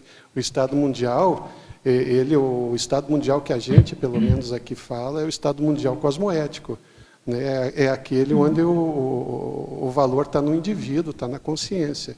Tá? Ele não tem um ser assediador, né, que comanda, que controla, e que todo mundo vai ficar, de certa forma, né, que nem escravo. Porque eu sei, porque quando eu comecei na Conscienciologia, eu falava assim, mas peraí, Estado Mundial, esse negócio é meio estranho, porque Estado Mundial está ligado aos Illuminatis, né, que era o que, se você pegar na internet, tem tudo isso aí. Mas não é este Estado Mundial que a gente busca aqui. O Estado Mundial que a gente busca é justamente o Estado Mundial cosmoético, o Estado Mundial onde o indivíduo é levado a sério, ele é o mais importante, né, dentro do maximecanismo, e onde você tem uma situação de paz, onde você possa evoluir, né, estudar, trabalhar, se desenvolver de uma forma, né, onde você seja feliz. Né? Tá certo? Agora, de fato, essas abduções é um fator de bastante... Eu, pelo menos, fico intrigada com isso. Não, Tenho visto alguns filmes já para eu me posicionar um pouco mais. Então, tem alguns que são apavorantes mesmo, né? E você mas tem relatos, outros que não. Tem outros relatos que são amigáveis, vamos chamar assim, mais do ponto de vista da pesquisa. Pior né? e o melhor, né? O grande problema aí, eu não sei, eu não posso falar porque isso daí cheira às vezes a teoria da conspiração, né? E eu não estou aqui para ficar falando de teoria da conspiração. Mas existem relatos que existe o governo, né, o governo de alguns países aí, né, os militares de alguns países que estão macomunados com esses seres de outros planetas aí para poder fazer experimentos genéticos na pessoa e tal, né? Não sei até que ponto isso aí é verdade ou não, a gente né? não sabe, né? É o que rola por aí, né? Mas tem que falar. E se os países investissem, por exemplo, aqui eu estou vendo que 3,8% do PIB dos Estados Unidos, tem um país aqui, a Arábia Saudita, que chega até a 9,3% do PIB. Se esse valor fosse revertido em educação, digamos, nós não alcançaríamos um estado de paz muito mais rápido que pelo processo de armamento, se esse valor fosse... Naturalmente, eu acredito que sim, lógico, né? Você coloca para as coisas úteis, né? Você direciona para a coisa útil. Mas o grande problema é a vontade política, né? Está entendendo? Assim, como é que funciona a cabeça dessas pessoas? Né? Eu me sinto inseguro. Então, eu vejo no outro um potencial inimigo. Eu não vejo um outro potencial colaborador. Esse é que é o grande problema. A gente é muito recente ainda, saindo da onça, do leão, Exatamente. Eu acho que tem que dar um tempo, sabe? Sim, ao mesmo naturalmente, tempo que é uma tem questão que, de andar. A onça, leão, aquele pessoal seu. É só você ver um filme assim da selva que você vê que um tem medo do outro. Exatamente. E aí ataca para se defender. É o instinto da gente. É um instinto, né? E ainda está dentro da nossa paragenética esse instinto. Agora, é aquela coisa que eu sempre brinco. Cachorro é macho, mas não é homem. Está entendendo? E o que difere a gente de um bicho é a nossa consciencialidade, é a nossa capacidade de pensar. Agora, eu concordo com você que a educação é fundamental, porque o homem, mesmo esse mais violento, ele já tem um córtex cerebral, já pode raciocinar. Exatamente. Então, ele já pode colocar o raciocínio, a reflexão, antes do instinto. Ele pode reverter lá a ordenação lá do cérebro dele. Porque o grande problema é a patologia da coisa. Você pega um serial killer, ele não tem, patologicamente, ele não percebe o outro indivíduo, né? Como um ser amigável, ele não tem emoção nenhuma, né? Ele não tem um rapport com a pessoa, né? Então, você imagina, a gente, segundo os estudos do professor Valdo aí, uma pessoa que dá um tiro leva 750 anos para recompor, imagina um serial killer, quantos anos ele vai precisar para recompor tudo isso. Se é que ele vai continuar conosco aqui, Se né? É que Pode ele vai, ser porque que também tem a questão da transmigração. Né? Entende que a reurbanização está aí para tentar acelerar, talvez, o processo e fazer com que esse nosso planeta fique numa situação um pouco melhor para a gente poder sobreviver. Agora, aqui, né? o que fica para mim dessa discussão, sabe, assim, que para não dar uma desesperança muito grande, é que cada um de nós, cuidando da própria pensenidade ou ortopensenidade, fazendo o de melhor, a gente já está contribuindo, né, com alguma coisa. Mas, assim, é preciso muita educação, né? Era bom se a gente pudesse fabricar umas pílulazinhas de educação, né? Mas não dá. Não, a gente espera também, né? A gente espera que aconteça Não, já pensou se tivesse pílulas de discernimento, pílulas de lucidez? Nossa, eu queria comprar um monte para mim. Não é? Mas a gente tem que esperar com paciência. Né? Esperar que todo mundo vá evoluindo, né? Esse é o nosso planeta Terra. Alverbetógrafo, Principiologia, página 14, terceira linha, a ausência do princípio cosmoético do não acompliciamento com a violência. Dá a entender que o não acompliciamento não está em concordância com a ausência do princípio. Poderia me esclarecer e expandir a ideia deste princípio? Não, eu estou pensando no seguinte, é justamente daquele cara que está no seu castelo lá na Europa, lá dizendo assim, não, eu não sou responsável pela morte de ninguém, eu só vendi as armas, eu só intermediei o contrato, né? Quem puxou gatilho foi o soldado lá no front, não fui eu. Então, ele diz assim, não, né? Isso daí é errado, porque você também está fazendo parte, é aquela coisa que eu disse anteriormente, se você apertou um parafuso de uma arma, está entendendo? Nem que seja de brinquedo, se você estava lá fazendo como algum tipo de ponte entre o processo e o produto final, você está envolvido diretamente na história. Tá entendendo? Eu acho que ele está aqui com uma questão de leitura do princípio. É porque o princípio é um princípio cosmoético. Qual é esse princípio? De você não se acompliciar com a violência. Exatamente, então é você manter a tua isenção. Eu não quero saber disso. Né? Eu não quero participar desse processo. Né? Entende? É aquela questão, você... mais uma vez, né? Talvez achem que eu seja boboca, mas é aquela coisa, eu nem por $1 milhão eu ia trabalhar dentro de uma fábrica de armas. Está entendendo? Isso aí já é ponto pacífico dentro da minha cosmoética. Está entendendo? Eu, até o momento que eu não conhecia a Conscienciologia, até admirava. Está entendendo? Achava bacana, bonito, puxa vida, que bacana, né? Olha essa forma dessa arma, está entendendo? Né? Até brinquei com um rifle de, como é que chama? De chumbinho, né? Espingardinha de chumbinho. Tem uma festa lá em Santa Catarina, que se chama Shooting Fest, que é em Jaraguá do Sul, que é a festa do tiro. Então o pessoal vai lá fazer tiro ao alvo, tá entendendo? Então eu acho muito bonito, né? Achava muito bonito. Hoje, né, por qualquer dinheiro do mundo eu iria me trabalhar numa empresa dessa daí, porque para mim já é um ponto pacífico. Eu não mexo com armas, eu jamais vou colocar a mão em armas. Isso aí para mim está claro, tá entendendo? Né? Tá claro. Tá. Geraldo. Oi. Pode perguntar? Pois não. Aqui eu tenho 2 itens, 2 questões. Pois não. A primeira na fatologia, é bem no meio, na linha 13. 13. O espaço sideral, não, é embaixo. O vírus de computador, isso aí. O vírus de computador sendo usado pela arma de guerra Não, informacional. é o espaço sideral mesmo, enquanto campo de batalha. Faz o seguinte, Dulce, Tânia, pergunta as duas logo que você resolve o dilema. Pois é. Manda aí, não tem problema não. O espaço sideral enquanto campo de batalha para dominação terrestre. Certo.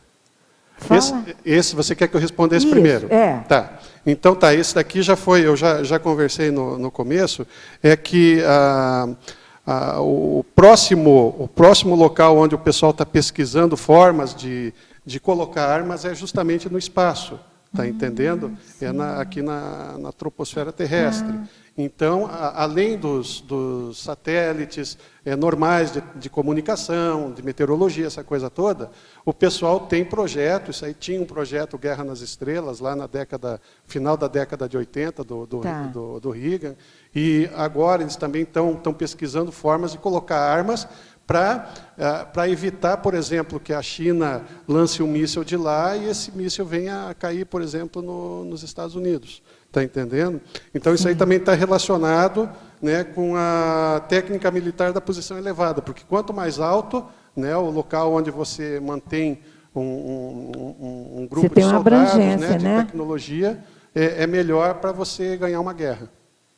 Tá, é uma abrangência maior, né? Sim. E o vírus do computador, esse é mais tranquilo, né? Não necessariamente, está entendendo? É mais Eu acho terrível. É terrível, porque você imagina... Eu acho terrível, Tânia, não esse é pacífico, não. Não, veja só, o vírus de computador, ele age de uma maneira subreptícia, né? Mas ele é terrível também, porque poderoso. Tudo que você tem hoje está conectado à internet. Está entendendo? Então, dizem aí os especialistas que se acontecer um apagão, né, informacional, entendendo, a gente não vai conseguir manter a nossa sociedade como a gente vive hoje por um tempo aí. Né? A coisa vai ser muito, muito complicada, vai ser pior do que uma bomba atômica. Né? Tá entendendo? Por quê? Porque hoje, não é o caso do Brasil, mas as cidades americanas, todos os semáforos são conectados, né, por internet, via rede, né? Toda a malha de aviação é conectada, tá entendendo? Tudo que você imaginar, né? Hoje você abre teu celular aqui, a NSA já sabe que você abriu o Facebook lá, tá entendendo? Então não tem como. E volta e meia aparece, e isso daí é uma coisa que aparece com mais constância, mas o pessoal não divulga, mas volta e meia aparece que, por exemplo, a China tentou quebrar um firewall dentro dos Estados Unidos, né, do Pentágono, o Pentágono derrubando a linha de produção de bomba lá do Iraque, do Irã, no caso. Né? Então, tudo isso daí são meios, né? São meios de dissuasão e colocar de uma certa forma o outro à mercê da sua vontade. Né? Tá. A outra questão é na tecnologia. Na segunda linha, Geraldo. Tá. As técnicas estrategistas. Fala um pouco? Você já falou sobre elas? Não. Então, tá entendendo? por favor. Eu coloquei aqui essa técnica estrategista, ou técnicas estrategistas. Que estratégia? Pelo seguinte, para tentar mostrar que o ser humano ele tem uma inteligência e que coloca a inteligência dele para criar meios, subterfúgios de matar alguém ou de dissuadir alguém, está entendendo?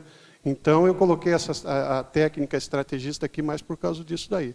Tá? É você montar uma estratégia para poder vencer a guerra. Né? Está entendendo? E, normalmente, as estratégias que você monta é tudo mental somático, né?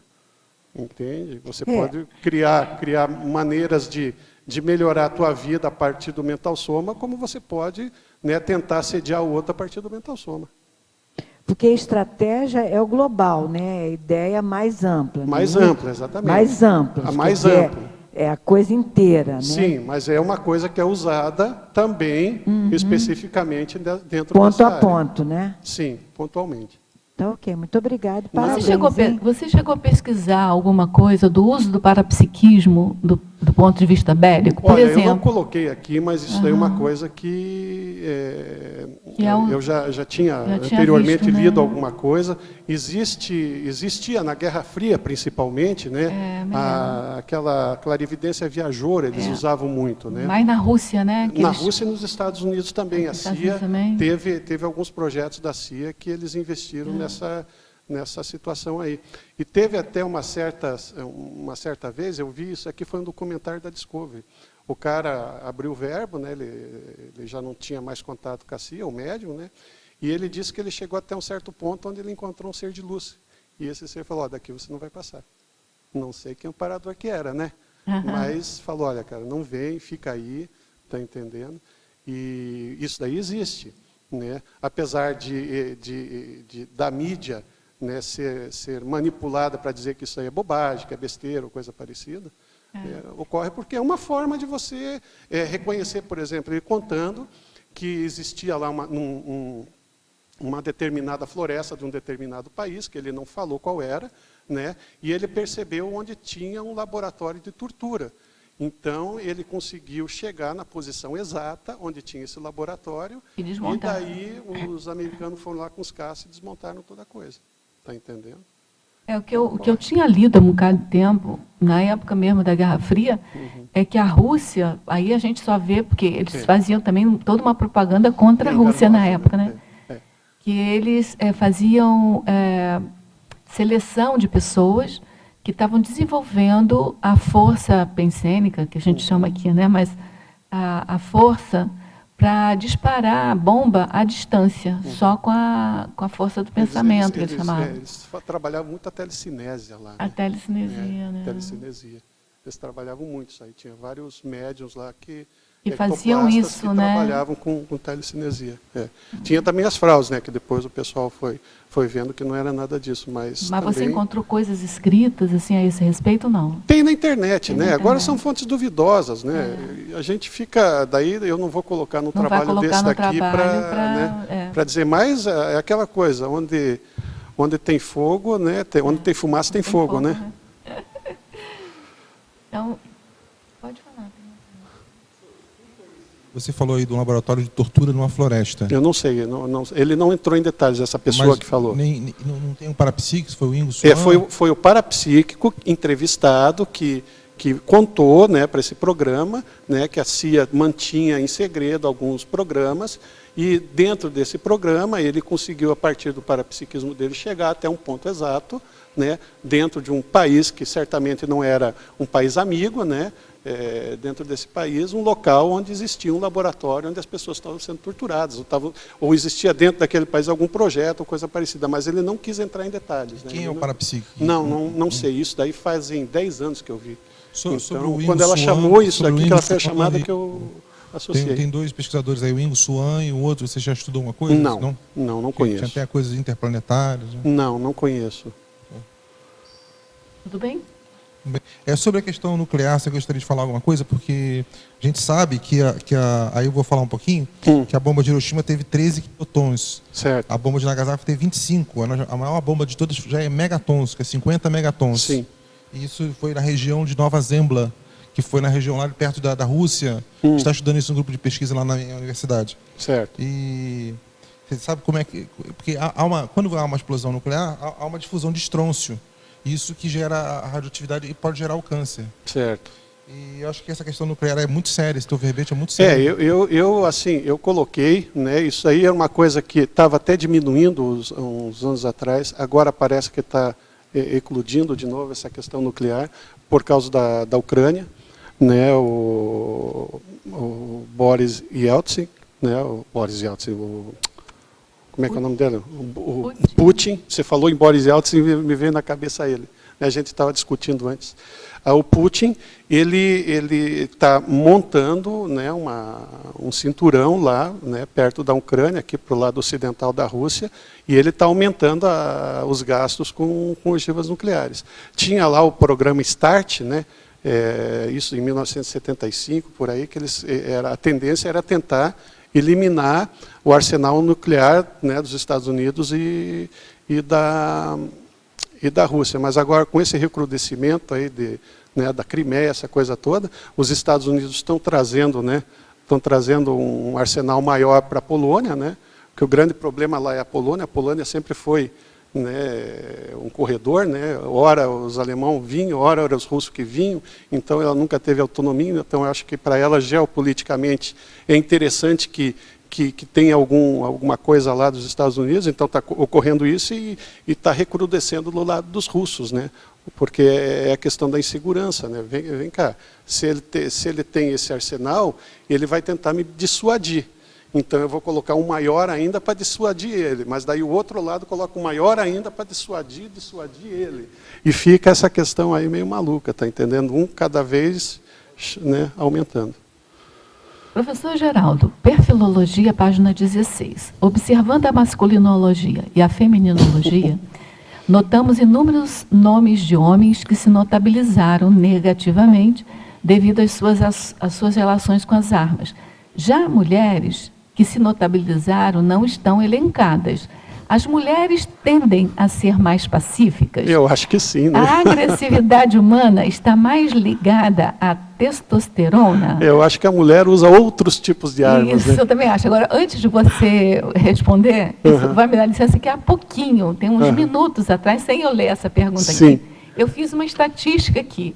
A maioria, 90% dos debatedores teletertulianos são homens. São homens, entendeu? Só tivemos 3 mulheres, assim mesmo. Uma das mulheres não foi pergunta sobre o tema, né? Foi sobre a vida pessoal. Que legal. Então, assim, eu já tinha percebido isso. Se ninguém perguntasse, eu ia te perguntar. Pois é, aqui tem mais homem que mulher? Como é que é? Mais homem, né? Não, aqui acho que está meio a meio. Está meio a meio. Não, isso daí foi uma... Não, tem mais homem. Isso daí foi uma coisa que eu percebi na minha pesquisa. Está meio a meio aqui? Olha, por incrível que possa parecer, tem mais um homem a mais. Um homem a mais. Que é uma coisa rara. Mas é que... Normalmente tem muito mais mulher do que homem. Exatamente, tem um homem a mais hoje aqui. Mas foi uma coisa que eu percebi na minha pesquisa. E eu pesquisei, olha que eu pesquisei bastante. Falei, mas não tem nenhuma mulher para me colocar aqui. Mas tem mulher eu não vi nenhuma. Peste, né? Tá entendendo? Agora, eu acredito que é a questão da inteligência evolutiva, né? A entender a mulher da vida, então ela não quer matar. Né? Acho que é o paradoxo, sei lá, na paragenética dela. Eu não percebi nenhuma. E eu realmente acho que, nesse ponto aí, justamente por causa da questão cultural, quem ia para a guerra era o homem, aquela coisa toda. Eu acho que é mais cultural. Eu acho que é mais cultural, apesar de que agora nos Estados Unidos, outros exércitos, eles aceitam bastante as mulheres. Aqui no Brasil também, né, de 1980, 90 para cá. Agora a gente tem que ver o aumento dos abortos, né? Porque o aborto é um crime que você comete não tenha dúvida. Né? Mas eu acho assim, a gente não tem o gênero humano, né? A gente vai ressomando homem e mulher, e de fato o corpo da mulher foi preparado para ver se amenizava a coisa. A agressividade do homem. Talvez tenha sido tenha essa explicação. Mas porque tem mulheres muito violentas. Sim, tem. Não tenha dúvida, tem. Eu acho uma das coisas mais um mega idiotismo cultural, né, o boxe de mulheres, tá entendendo? O MMC de mulheres, aquela coisa toda, né? Então existe. Agora tem futebol de mulheres. Um futebol de mulheres, mas são exceções. Ainda na masculinologia, aí ele vai perguntar por aquele ex-militar russo, o Viktor Bout. Continua com as suas maracutaias armamentistas? Não, ele está preso. Pelo menos a última informação de pesquisa que eu pude observar é que ele está preso. Ele estava na Indonésia lá e o governo indonésio deportou ele para os Estados Unidos para ele cumprir pena nos Estados Unidos. Então, o que a gente está A gente já discutiu sobre essa questão aí da violência, da guerra. Você vislumbra, eu acho que além dessa terapeuticologia sua aqui, vislumbra alguma saída, assim, a curto prazo, assim, pelo que você estudou? Podia discutir essa terapeuticologia com a gente. Uhum. Olha, a gente tem que... Vamos colocar o seguinte, eu vou falar de mim, tá entendendo? Tá. E talvez, né, isso daí ajude a entender aí, a gente conversar sobre isso. Eu fico imaginando o seguinte, né, isso daí, as minhas autopesquisas, por que esse tema, né? Entende? Porque eu, nos últimos 2000 anos, né, dentro do que eu pude perceber, né, ou eu colocava de joelho as pessoas a partir da religião, ou a partir da guerra, da arma, tá entendendo? Então, naturalmente que, né, eu estou fazendo isso, que é um movimento interno meu, né, uma saída, né, da grupo Carmalidade, né, é uma negação, né, a partir de hoje eu não quero mais saber disso, então, né, eu tô sendo enfático em relação a isso. E isso daí, eu só pude, digamos assim, vislumbrar, né, foi a partir da autopesquisa, da racionalidade, tá entendendo? Da generosidade dos amparadores, né, da generosidade do cosmos, que eu estava ontem analisando essa questão da grupo Karmalogia, e a maioria das pessoas acha que o karma é uma coisa ruim, mas o karma é muito bom porque ele te dá a oportunidade de você reescrever novamente, né, a sua vida presente e a sua vida futura. Então, eu admito hoje para mim, né, que a saída é a reeducação, tá entendendo? A saída é o discernimento, né, de você perceber que você não tem o direito, né, de subcolocar alguém, né, de joelhos, né, colocar alguém de joelhos para subjugar alguém, né, por causa da sua vontade, né, que você tem que usar a tua vontade para o assistencial, né, usar a tua vontade para vislumbrar caminhos que sejam positivos, que sejam cosmoéticos e que permitam que o copassageiro evolutivo também evolua, tá entendendo? Então eu admito isso hoje, né? Então a minha reeducaciologia, vamos dizer assim, a minha terapêutica foi a conscienciologia, tá entendendo? Agora né, é aquela questão do princípio da descrença. Não vá no meu bico, vá pesquisar e depois tire a sua própria, né, a sua própria conclusão. Tá entendendo? Mas eu, particularmente, né, uma das formas que me fizeram pensar diferente e me fizeram escrever, né, é antagônico, mas eu escrevi sobre o conflito para falar da paz. Isso, tá entendendo? Você tem que esgotar tudo, entender muito bem. Exatamente, né? Exatamente isso aí. Tem que esgotar essa questão para daí, então, poder, né, começar a vislumbrar novos horizontes, tá entendendo? Então, mais ou menos isso que eu penso. Dentro do que você encontrou na conscienciologia, eu vi aqui na sua terapeuticologia que você fala da reciclagem e fala da paradireitologia teática. Você pode ampliar para mim como é que isso... Paradireitologia teática é o fazer, né? É você não ficar só elucubrando, imaginando as coisas. É você realmente, não, vamos dizer agora aqui, pensando na questão da corrida armamentista, pensando na questão das armas. É você não colocar mais a mão de uma arma. É você usar atares para esclarecer o indivíduo que está propenso a ser esclarecido e não botar mais a mão na arma. Está entendendo? Isso aí que é a teática, está entendendo? Dizer, olha, você não tem o direito mais de ferir ninguém. Está entendendo? É o que uma vez eu vi, o professor Valdo falou que uma vez só que ele brigou na vida, né? Obrigaram com ele, e ele falou para o indivíduo lá, cara, a mão não foi feita para dar tapa. Está entendendo? É impressionante. Impressionante, né? Então é isso mesmo, a mão não foi feita para dar tapa. Para a direitologia teática é isso, é fazer que a consciência entenda que a mão não foi feita para dar tapa, que a mão não foi feita para apertar gatilho, que a mão não foi feita para socar uma faca num outro indivíduo. Está entendendo? Eu acho que é mais ou menos por aí.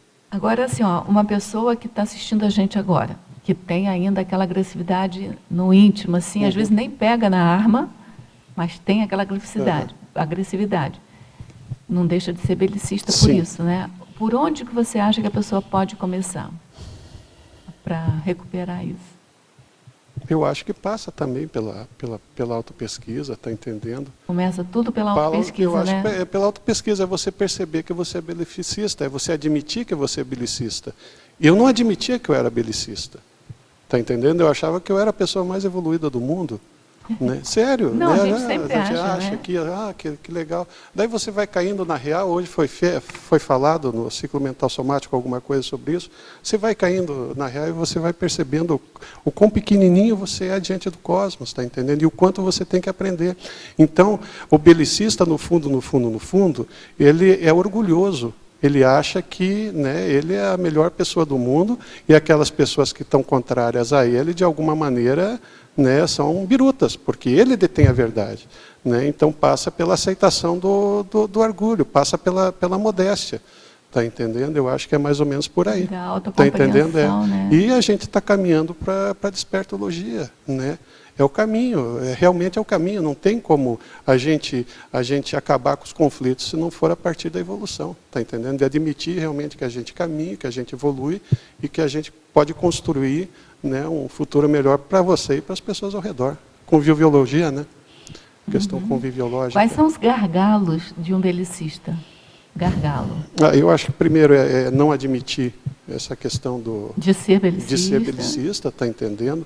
A outra questão é a questão do orgulho, né? De admitir que ele é uma pessoa que não pode tudo, né? Porque o orgulhoso acha que pode tudo, né? A megalomania, né? Eu acho que é mais ou menos por aí. E viva o Estado Mundial, né? Viva o Estado Mundial. Olha, nosso tempo já se esgotou aqui. A gente agradece, parabeniza você pela coragem, pelo seu esforço de trabalhar nesses temas, para você se livrar deles, né? Para as próximas vidas. A gente aguarda aí outros verbetes seus, né? Esgote logo, a gente está torcendo para você esgotar logo nessa área do velicismo, né? Tá logo, com certeza vai esgotar né? logo. Para poder virem outros temas também. Mais amenos. Amenos. Tá certo? Mas a gente parabeniza você e agradece até a sua participação, porque não é só você, todos nós temos aquela ainda, né? Um bichinho ainda dentro da gente, então a gente precisa de limpar o resto que ainda sobra dentro da gente. A gente agradece a todos vocês presentes aqui, que movimentaram aqui o nosso debate, seja com perguntas, seja com energias, né? Nós agradecemos a todos os teletertulianos, homens e mulheres, que nos enviaram perguntas, movimentando aqui o nosso debate. E a gente convida vocês, porque todos os dias, de 12h30 a 2h30 da tarde, a gente faz essa tertúlia. E a gente sabe, a gente compreende que são vocês, tertulianos e teletertulianos, que, junto com o verbetógrafo do dia, dão aí o andamento ao debate, tá certo? Então, a gente convida vocês para participarem conosco diariamente, nesse mesmo horário. E a gente passa, então, para o nosso comerciais. Obrigado. As pontuações da tertúlia de hoje são 16 assinaturas no livro de presença, 16 perguntas presenciais e 26 perguntas respondidas online. Hoje nós temos 5 recados. O Moacir com curso de campo de auto-mega euforização, a Pilar com debate conscienciológico no CAEC, o Fernando com os 20 anos do CAEC, a Dalva com o 3º Congresso dos Intermissivistas e o Cláudio com o programa Verbetografia. E antes nós teremos os Amigos da Enciclopédia.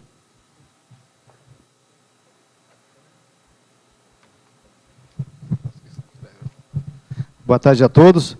Estamos aqui, mais uma vez, em nome da equipe do programa Amigos da Enciclopédia, fazendo aí um convite para aqueles que ainda não aderiram ao programa, ou aqueles que as assinaturas venceram nos últimos meses, para fazer a renovação. Vocês sabem que todo o recurso financeiro do programa Amigos, que é arrecadado aí pela contribuição dos associados, são empregados aqui na produção da Enciclopédia da Conscienciologia, na transmissão diária das tertúlias e na manutenção do acervo do Holociclo, da Holoteca, dos prédios todos que comportam essas atividades. É um gasto altíssimo e o programa Amigos é que mantém isso. Então, para nós é importante a manutenção desse quadro de associados. E você, além de estar ajudando a manter a enciclopédia, também pode acessar com exclusividade o site dos amigos e ter a enciclopédia digital. Você pode acessar o programa Verbetomática para fazer pesquisas avançadas na enciclopédia e também o Holoserver para pesquisar 40 obras da Conscienciologia, detalhadamente, é uma busca inteligente para fazer suas pesquisas, seu estudo, escrever seu verbete, seu livro. É fácil fazer adesão. Basta ligar na recepção do CAEC no 45 3525 2652. Em poucos minutos se faz a sua adesão com cartão de crédito em até 12 vezes. Obrigado. Bom, aí, agradeço aí a presença de todos, aos ouvintes, aos companheiros e companheiras evolutivos, convidá-los a participar do curso de campo de automegaforização a ser realizado no Hotel Mabu Interludium, com os EPICONs Moacir Gonçalves e Everaldo Bergonzini, curso inédito onde o top é o crescendo EV, arco voltaico, megaforização. A automegaforização é um estado íntimo que pode ser tomada à conta de unidade de medida da qualificação positiva do saldo da ficha evolutiva pessoal. Como temos um prazo de reserva no hotel, é importante reservar a sua vaga. Atenciosamente, um companheiro evolutivo, Moacir Gonçalves. Obrigado a todos. A data 24 a 26 de julho, no Hotel Interludium, comemorando também aí os 20 anos do CAEC. Ok? Obrigado. Boa tarde a todos. Estaremos promovendo, através do CAEC, em parceria com a Pré-IC-TENEPS, o debate holopensene tenepsístico doméstico. Quem estiver interessado em trocar ideias de como construir ou constituir um holopensene avançado de assistência, compareça amanhã, domingo, dia 21 de junho, das 15 às 17 horas, na sala anexa ao restaurante. A debatedora será a Pilar Alegre. Obrigada.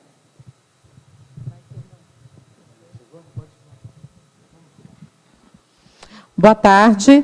O CAEC, junto com a Simvex, convidam a todos para o 3º Congresso Internacional dos Intermissivistas. Acontecerá aqui em Foz do Iguaçu, no período de 10, 11 e 12 de julho. O congresso será realizado em 3 dias, tendo ênfase em oficinas práticas de especialidades e técnicas conscienciológicas. Durante o evento, teremos as 4 oficinas, uma com a Conscius, com o título Conforto da Consciência, oficina da OIC, Consciencioterapia do Intermissivista, oficina da Consecutivos, Prospecção de Retrovidas, e última com a Apex, Qual o Propósito da Minha Vida. Mais informações sobre valores, formas de pagamento, poderão entrar em contato com a recepção do CAEC, ou através do telefone 45, código de área, 3525-2652. Obrigada. Olá, eu estou aqui para convidar os interessados para o programa Verbetografia EAD. Está previsto agora dia 6 de agosto, tem 30 dias e um pouco mais para se preparar e planejar. É o programa Verbetografia do 2º semestre. Começa no dia 6 de agosto e vai até 29 de outubro. São 12 semanas, carga horária de 48 horas aula. Tem aulas em vídeo e textos disponíveis na plataforma Moodle. E uma aula quinta-feira para esclarecer as dúvidas, aula online sincronizada. As aulas são focadas nas seções da Enciclopédia da Conscienciologia, definição, antonímia, e as pessoas têm a oportunidade de esclarecer, tirar dúvidas. Então, esse aí é o primeiro convite. O segundo convite, para quem mora em Foz do Iguaçu, todo domingo tem atividade semanal do completismo verbetográfico, com um foco maior no desassédio mental somático. É aquela pessoa que está com verbete, está com a ideia, já traz a ideia, e a partir daí ela tem uma tarde inteira para poder trabalhar o seu verbete, escrever, criar o campo. Então, o pré-requisito para fazer o completismo verbetográfico, essa atividade semanal de domingo, às 14h45, é ter concluído verbetografia ou ser aluno do programa Verbetografia. Essas aulas acontecem na sala da Enciclosap, no tertuliário. Então, liguem para o telefone do CAEC ou o e-mail do CAEC, caec@caec.org. Boa tarde e obrigado. Boa tarde, eu sou o Fernando Barbaresco, secretário-geral do CAEC, e venho convidar a todos para as festividades aí de comemoração dos 20 anos do CAEC, 20 anos da Conscienciologia na cidade de Foz do Iguaçu. Então nós teremos, além dos eventos que já foram anunciados aqui pelos professores, diversos eventos, nós teremos também algumas comemorações. Por exemplo, no dia 15, é uma quarta-feira, 15 de julho, nós teremos a apresentação do verbete CAEC e uma festividade de comemoração aqui. Lançamentos de livros, um bolo para adoçar aqui e comemorar com todos que estarão presentes. E no dia 18 de julho, é um sábado, nós teremos uma festa de aniversário do CAEC no Hotel Mabu Interlúdio. Vai ser um jantar dançante, nós teremos um evento de comemoração, teremos música ao vivo, o jantar e bastante festa com todos os cognopolitas que participaram ao longo desses anos na construção do CAEC. Então todos estão convidados. O jantar custa R$80, pode ser pago em até 4 vezes. É só ligar no CAEC e fazer a sua adesão aqui, que as vagas são limitadas. Muito obrigado. Para amanhã, teremos o verbete Antidesvio Bioquímico, especialidade em Vexologia, e a verbetógrafa Laura Bruna Araújo. Muito obrigado e boa tarde a todos.